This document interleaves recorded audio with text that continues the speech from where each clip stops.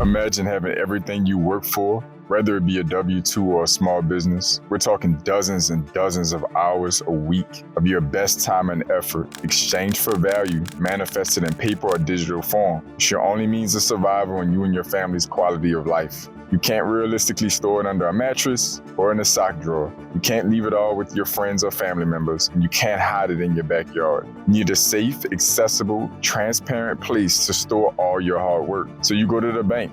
You agree to funnel all of your hard-earned capital into their bank. In exchange, they promise to keep it safe and that you can come and get access to it however much you need whenever you need it. You're skeptical, but you agree. What if that bank took it a step further and offered you a full-time liaison to directly oversee your money and be your point of contact for any needs or opportunities with your money? Would you take it?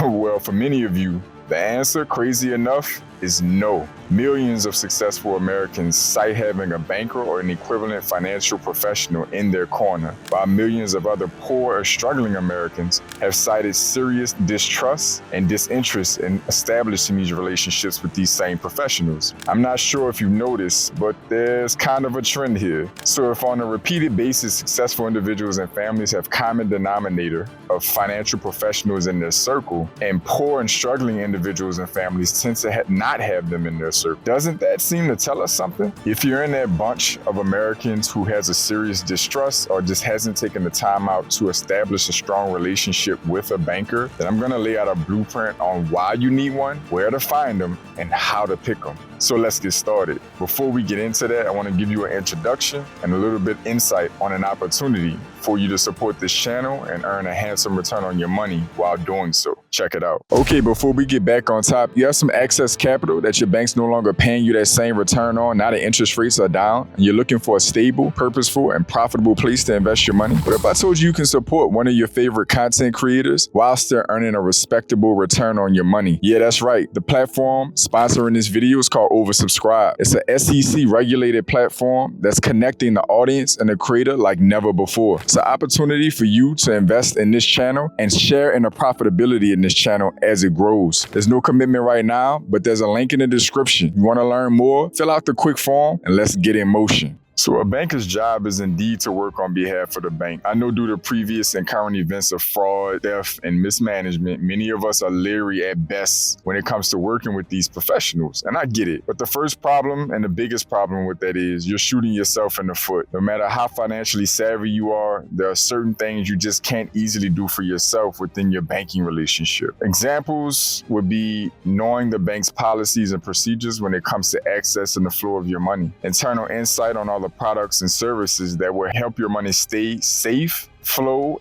and grow. Be your advocate when needed to work with the bank on your behalf if there's ever an issue. Keep you posted on the latest offers and or economic trends that can help keep your money growing and not losing value from being in the wrong products or accounts. This includes exclusive and possibly early insights on credit card offers, moving your money around when interest rates change, as well as other lending opportunities as well. Connecting you with other vetted professionals who can balance out your financial team and keep your money on autopilot as you continue to work hard and add to that pile. That's just to name a few. This saves you time, it saves you money in the ways of avoiding fees and other costly issues, and keeps your money in motion as the economy shifts around us. So now that you have some insights on why financially successful people are adamant of having such professionals in their corner, now you need to know how to find your own. So many of you may be thinking, no, Sherlock, I'll just go to my local branch. Well, yes and no. Believe it or not, all bankers are not created equal. As in any profession, you have those who are passionate and live and breathe their role, and there's others who simply punch in to collect the check. Banks are very, very aware and sensitive to geography. So let's put this in context. If you ever pay attention to banks that have multiple locations and branches throughout a given metro area, you'll often notice small but really relevant differences branch to branch. A branch in a lower class area may show signs of bare minimum layouts and infrastructure, while a branches in in well-off areas may be in big buildings and have top-of-the-line layouts to match. This same principle applies to how they staff those branches. Banks are not going to risk their wealthiest clients having a poor experience and potentially moving their relationship elsewhere.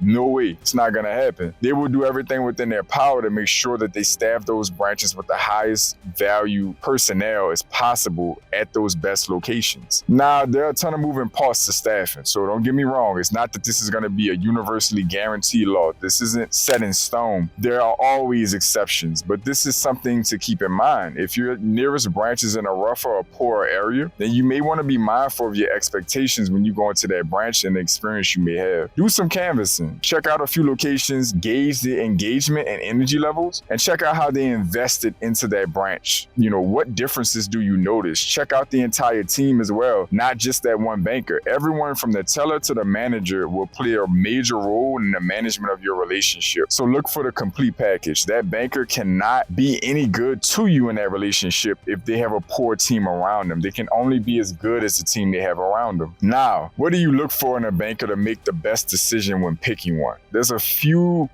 major characteristics or traits that you're going to be looking for. So I'm going to lay out a few of those factors for you right now. Number one is going to be good engagement and relatability. So someone who acts glad to help you and is connected with you early on, and that means personally and professionally. So they find some common ground with you, and they also express some of their professional, history, background, or you're able to just look around the office and tell that this person is legitimate at what they do, and they make that connection with you early, that your money and your relationships in good hands. The next one is going to be someone who ideally has tenure, has good years in that role, and ideally even at that same institution. There are many moving parts to every bank's business model, and it's slightly different bank to bank, as well as the offers they're going to have. The more familiar and invested that banker is, the better hands you're going to be in. Number three is going to be licenses and certifications that they hold. This isn't a guarantee of knowledge, of course, but it does give some context that they have been trained and they should be relatively resourceful at minimum. Number four is going to be signs that they themselves are doing okay for themselves. You don't want a banker who's financially irresponsible or inept themselves with their own finances. You want someone who has done some of the things that you're looking to do with your finances, as well as helped other clients do it. So they're investing, they maybe own a home or other property. There's certain things they've just accomplished and again helped other clients accomplish. That gives you an indicator that you're dealing with somebody who's actually walked the walk and not just talking the talk. Number five has to be a really important one, and that has long-term plans within the industry and ideally that financial institution. When you're mingling with the bankers that you're,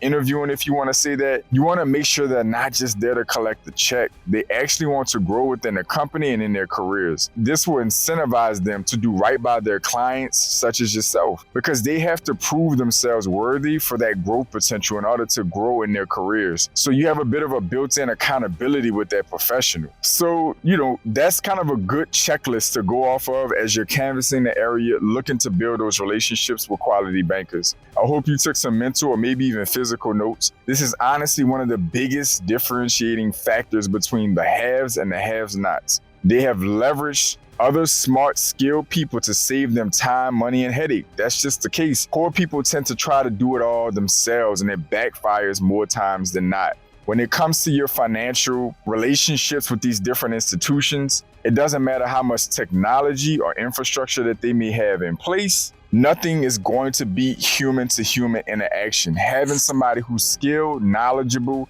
and that has been doing this for a while, that can guide you down a path of making sure that relationship with that bank is profitable, that your money's secure. If you need access to capital, they can walk you through that process. If there's special credit card offers, if there are special interest rate changes up or down, these are the different things that a banker is trained and skilled, of course, can help you navigate so you're not losing out on opportunities, falling behind financially, and falling victim to any economic shifts or poor circumstances. When you think about interest rate changes with the Federal Reserve, when you think about natural disasters, when you think about fluctuations in economic cycles like inflation, et cetera, et cetera, et cetera, your money in the bank is subject to all of these different variables and factors. And it literally, there's no better security than knowing that you have a qualified, connected professional who knows the industry, knows that institution, and understands you and your relationship and your needs and your goals, and can help you get there and protect what you're working towards. So I want you to comment down below. Let me know, do you actually have a banker already or bankers at your different financial institutions? Or are you one of those individuals who tend to shy away from that or has a lack of trust towards financial professionals? Let me know in the comment section below. If you are working with bankers in different financial institutions, I want you to comment the financial institutions that you have those relationships at. Comment it down below. Let me know what it's been like for you, what you've gotten out of it. Have they done a great job of connecting you with other financial professionals that have helped round out your team? Comment down below and let me know how this has been going for you, for those of you who are exercising this feature. I want each and every one of you to like, comment, share, and subscribe so you can support this channel, continue to invest in this channel, so this channel can continue to support and reinvest back into you. As you heard earlier on in the video, there's a direct opportunity for you to support this channel in a very unique way and actually get earnings back as this channel grows in profitability and revenue, and you get to share in that. There's a link in the description. I want you to get down there in the description down below. There's no obligation, but it'll give you more insight so we can find out how to run this fundraising campaign so you can share in the profits as we grow. To all my pioneers, welcome back. To my new viewers, welcome in. I want each and every one of you to stay focused, stay in motion. I'll see y'all soon.